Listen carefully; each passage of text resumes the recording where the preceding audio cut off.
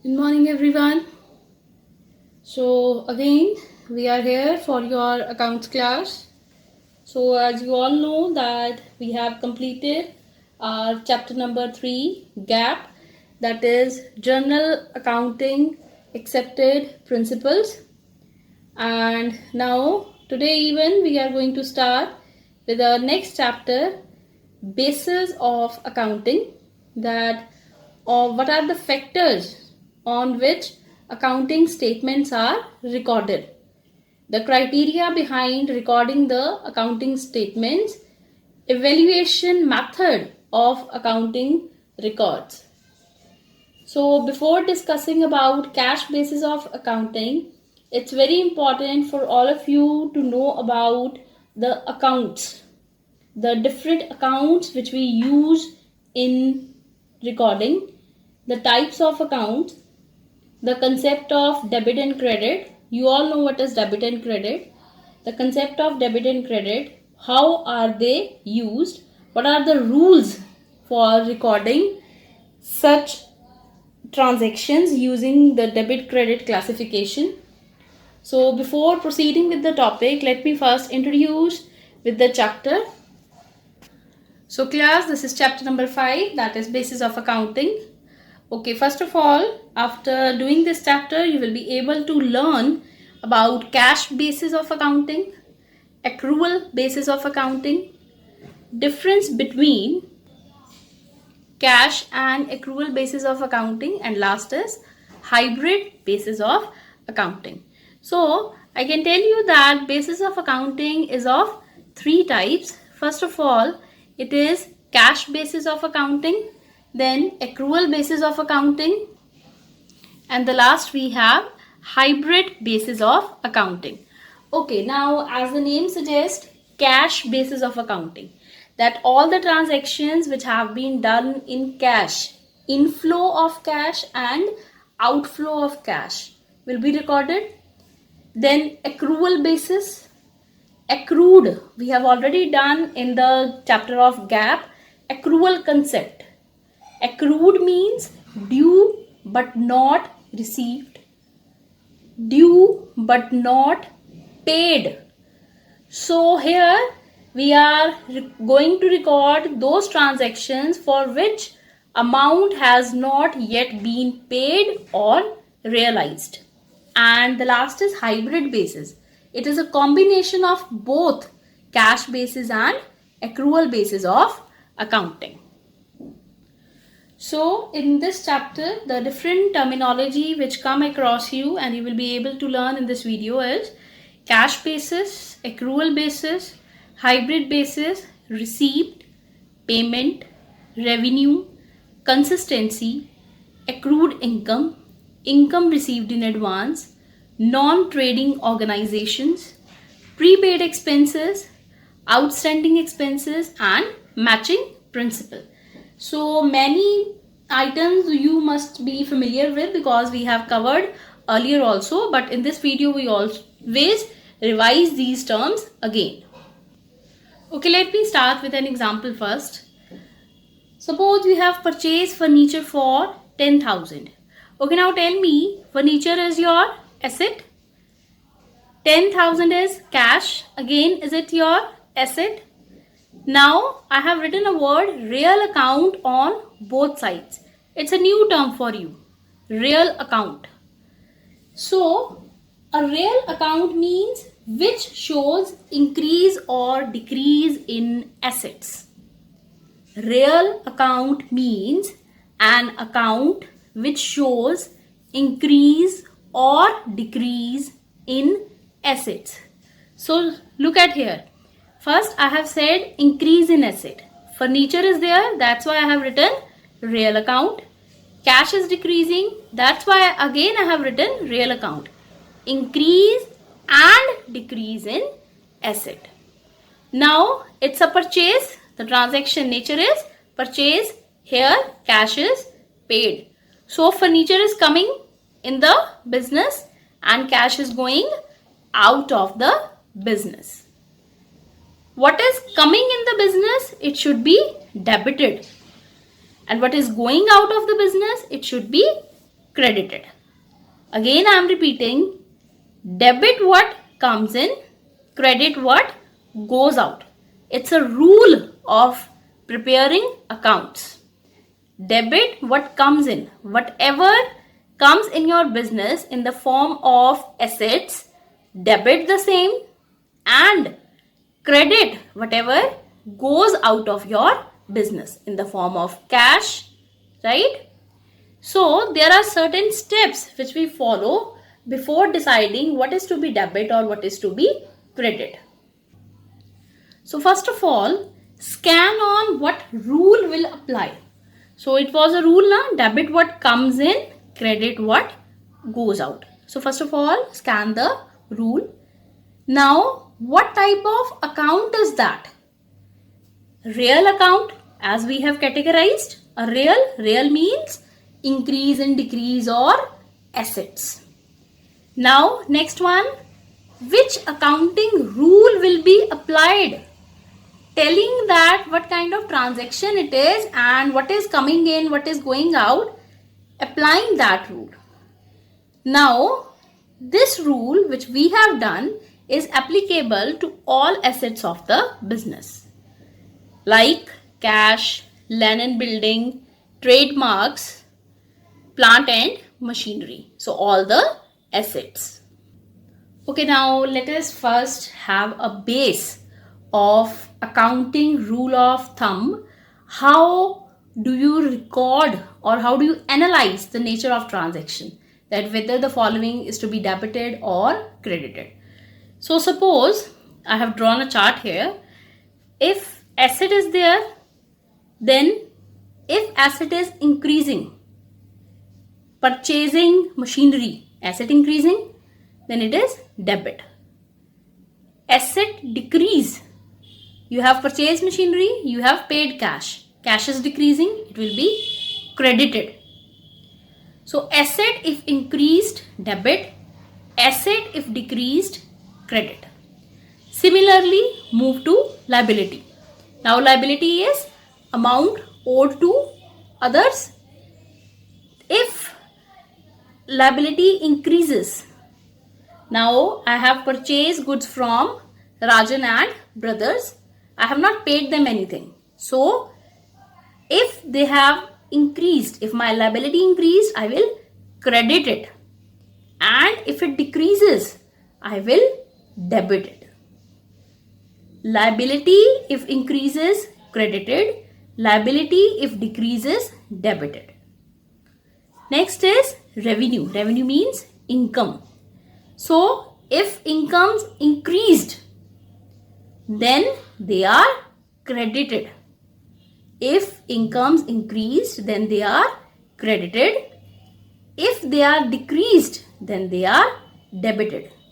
Rent received, interest received, commission received, so they will be credited. Next is expense. Expenses are always debit. Remember profit and loss account? We all have done. So in that, on debit side, we record all expenses. Expenses were increasing, so we all debiting them. And if they are decreasing, we have paid them. Then we credit. Next is profit. Same as the case of revenue. If it is increasing, credit. If it is decreasing, then debit. On the other hand, loss. If increasing, debit. If decreasing, credit. So this is the basic accounting rule which you have to learn about these transactions, because these transactions are very common and we have to remember what is their effect on debit and credit part. Okay, now moving further. So we are doing the rules of accounting, the basis of accounting. So accounts are basically of two types. One is personal, another is impersonal. Personal means a sole proprietor, a company, right? Ram and Brothers, Tata and Birla, Reliance, Sam Group of Industries, SS Builders, right? So what are they? They are Personal accounts. Information recorded about a person or a business which comes or goes in the accounting cycle, that is personal account. Max and Company. So what are these? These are personal accounts. Moreover, we can also include in personal accounts bank, bills, names of debtors. So all these are personal accounts. On the other hand, we can also include names of creditors in the personal account. Next is real and nominal. So real we have just done. Real means related to increase or decrease in assets. Now suppose if a new asset is purchased, property increases. But on the other hand, who sold the property, his property decreases. And you have paid cash, so your asset also decreases. So this is real account, representing all the assets of the business. So what is real account? Representing all the assets of the business. For example, cash, bank, building, investments. So these are real accounts, real impersonal accounts. Next is nominal. Okay, a new word. Nominal means all expenses, all incomes. Nominal means all expenses, all incomes. One word for all expenses and all the incomes of a business is nominal account. So nominal account means account of sale, incomes like rent received, interest received. So these are nominal accounts. Also they include expenses like wages paid, salary paid, rent paid, interest paid, commission paid, power electricity bill paid. So what is all this? This is nominal account. All expenses, all incomes are nominal account. So now proceeding, you have done one particular rule, the golden rules of accounting, which one should remember. Debit what comes in, credit what goes out. Purchased furniture for 10,000. Furniture is coming in the business, so it should be debited. Credit what goes out. Cash is going out of the business, so it should be credited. Debit what comes in, credit what goes out. Next rule, debit the receiver, credit the giver. So receiver is one who is receiving either cash or taking the possession of an asset, and giver is one who is selling the asset, who is paying the cash, right? Now suppose, let me just take an example. Purchase of furniture, same example, purchase of furniture from Ram and Brothers. Now I am not using word cash here. If cash is there, then it's real account. But now purchase of furniture from Ram and Brothers by SS Company.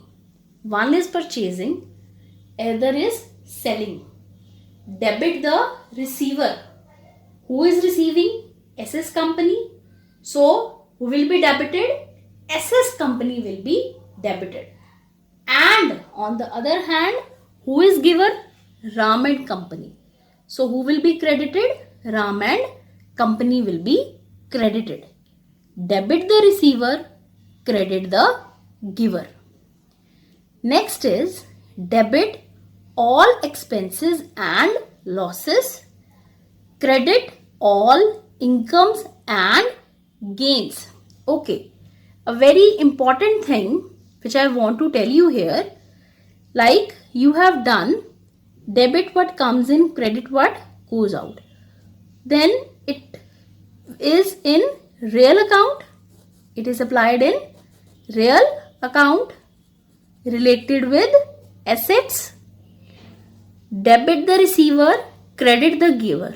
It is related with personal accounts. We are recording the name of persons.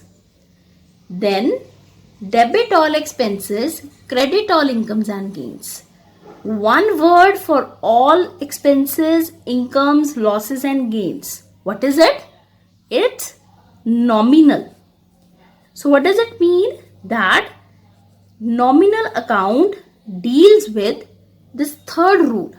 Debit all expenses and losses, credit all incomes and gains.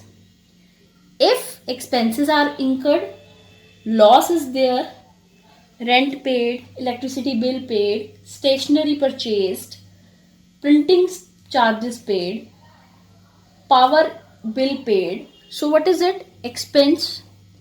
Now if we talk about loss on sale of a machinery, depreciation on an asset. So what are these? These are losses. So these should be debited. Then credit all incomes and gains. Rent received, interest received, dividend received, profit on sale of an asset. So what are these? These are incomes and gains, and these should be credited.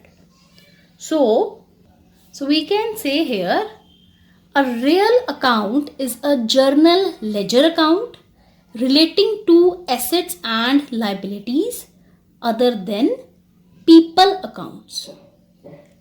These are accounts that don't close at a year and are carried forward. See what is written here. They don't close at a year.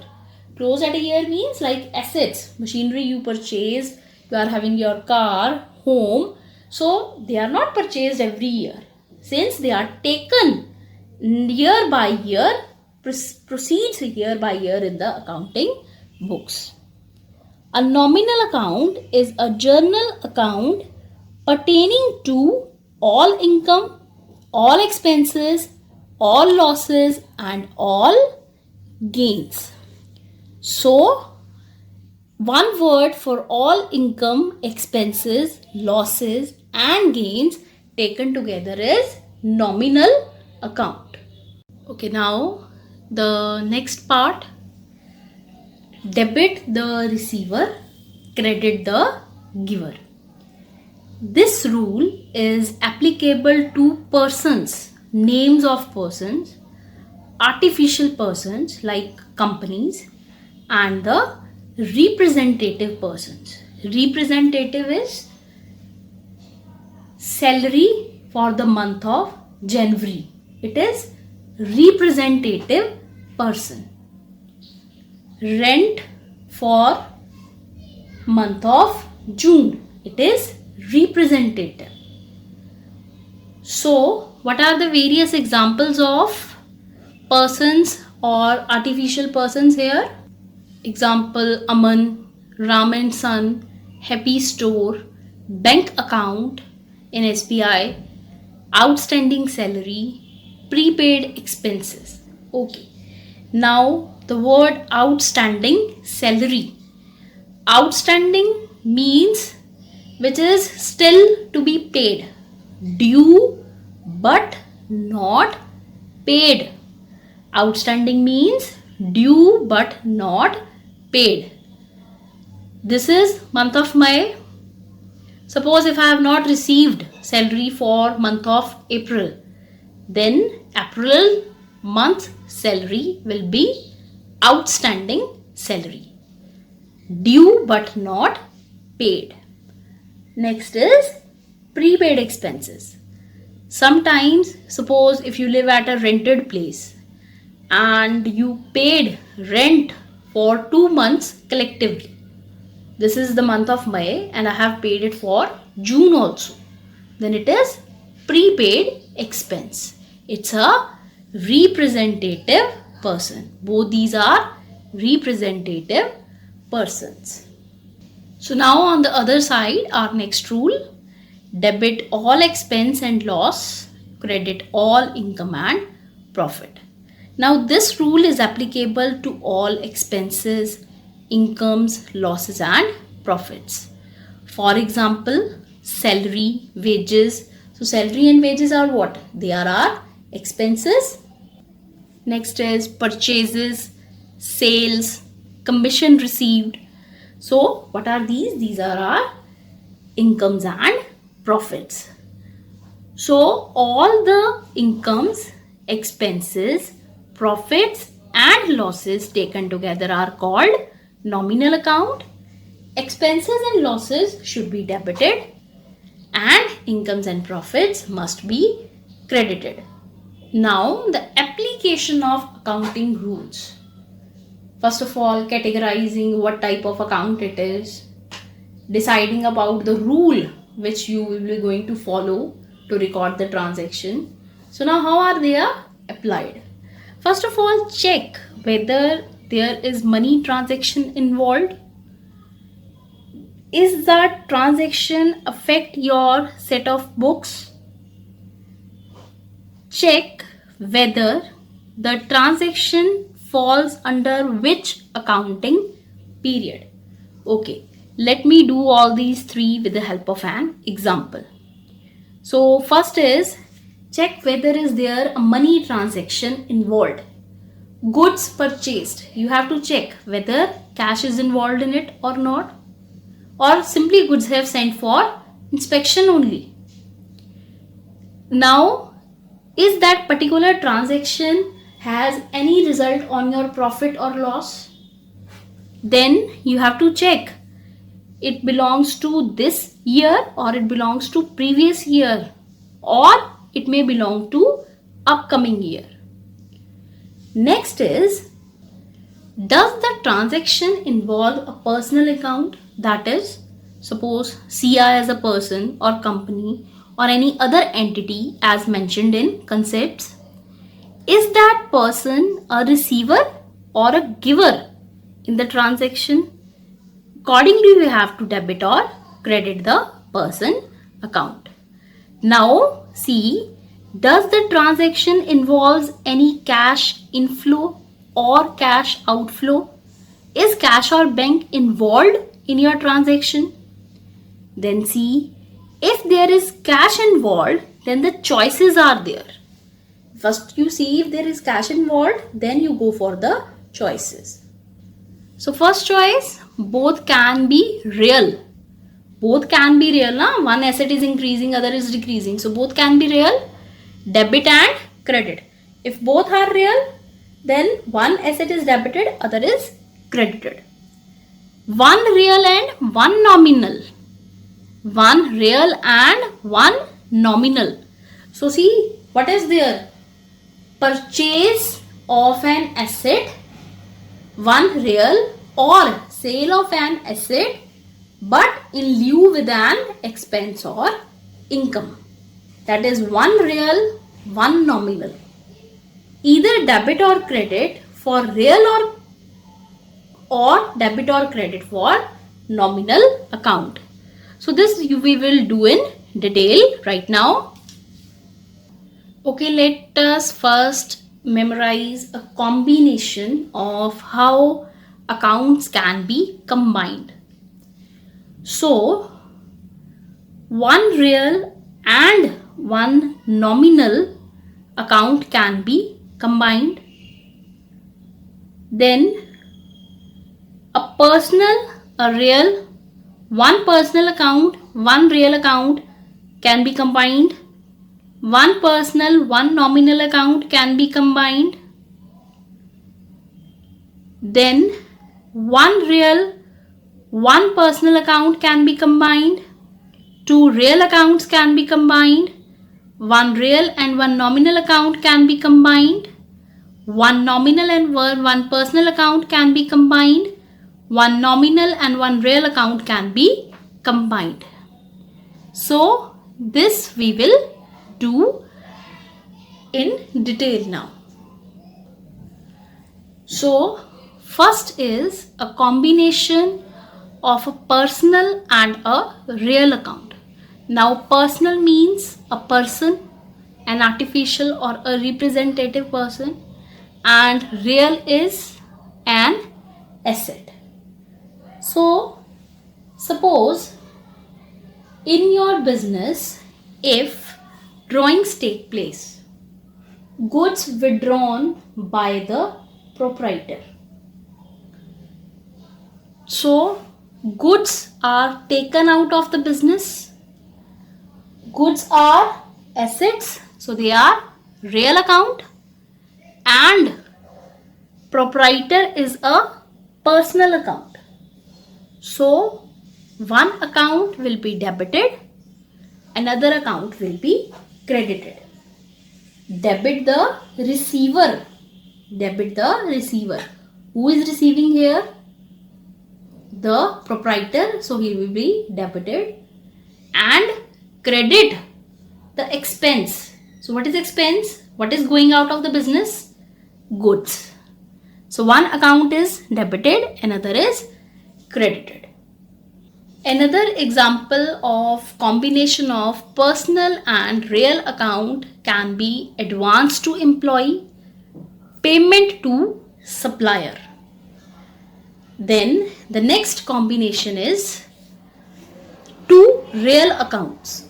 So now the next part, that is combination of two real accounts, means two assets, either one increasing, other decreasing. Example, purchase of inventory by cash. Now inventory is stock, goods you purchase for resale, that is called inventory. Purchase of inventory by cash. Inventory is increasing and cash is decreasing. So it's a combination of two real accounts in which one is increased, another is decreased. Next is debit, one real account and one nominal account. So real account is asset and nominal account is, it can be your expense, income, loss, or it can be your gain also. So an example, say interest received by cash or cash sales. So cash is your asset, one real account, and another is your nominal account, interest received, income, interest received is income. So one real account, another nominal account. Then cash sales. Cash is again your real account, sales. So after you sell off, it means you are earning profit. So it's one nominal account. Next rule, personal account and nominal account, where persons are there and incomes, expenses, losses and gains are also there. So for example, interest accrued on investment. It's a representative person. Accrued means due but not received.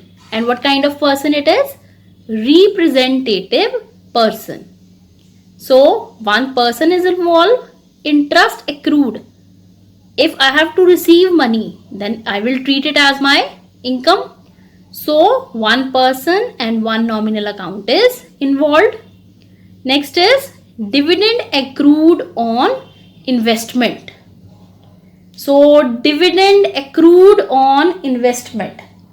Now dividend is amount earned by investing in shares. Amount earned by a person or a company by investing in shares. And investment is our income. So accrued again, what is it symbolizing? A representative personal account. So dividend accrued on investment, one personal account and one nominal account. Now next rule, one real and one personal account. So one example, capital invested, money invested, real account is there, capital is your liability and cash is involved, so it is your asset. Now cash is deposited where? In a business. So business is a personal account. One real and one personal account. Next is payment received. Cash received, it means one real account. Payment received, it means you are earning incomes, one person. Again now we have two combination of two real accounts. One is cash withdrawn, another is cash deposited.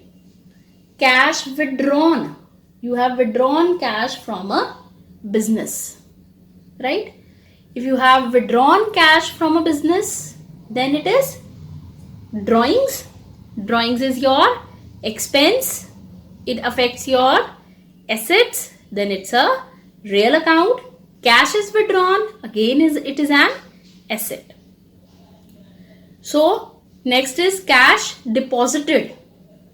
I have deposited money in bank.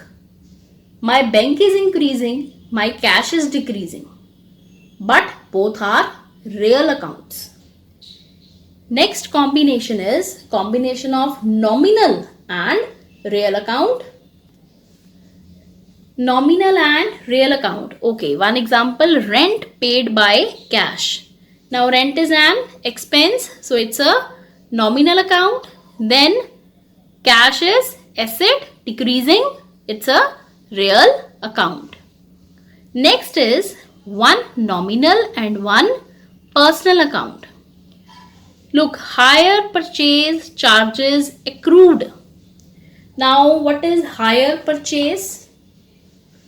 Hire purchase is you have paid down payment for using an asset and you are using it year after years, but the rent which is due or the amount of the asset which is to be paid for its possession is paid in installments. So in hire purchase, nominal account is there. So in this case, first of all, we have hire purchase. That means one nominal account is there, an expense arises. The one who purchased goods gives his personal name and all the expenses are involved in outstanding or accrued basis. So that's why it's a representative personal account also. Next is interest payable and salary payable. So interest payable, interest is our expense. Payable means it is a part of representative personal account. Payable is outstanding. Another is salary payable. Similarly, salary is due but not paid. So again, salary payable. So this is a combination of different accounting rules, the different accounting accounts, personal, real and nominal. All our accounting concepts are based on these three types of accounts and their combination. Moreover, we have to follow three golden rules. Debit the receiver, credit the giver, debit what comes in, credit what goes out, debit all incomes and debit all expenses and losses, credit all incomes and gains. So now I hope you have well understood these concepts. Go through the PDF given to you before listening to the video so that you can understand the types of accounts and the golden rules properly. And Do refer the given link for a thorough explanation of the topic we are discussing. Also try to answer the given questions. What is meant by cash basis of accounting? What is meant by accrual basis of accounting? Give its advantages and disadvantages. Give two disadvantages of cash basis of accounting. Distinguish between cash and accrual basis of accounting.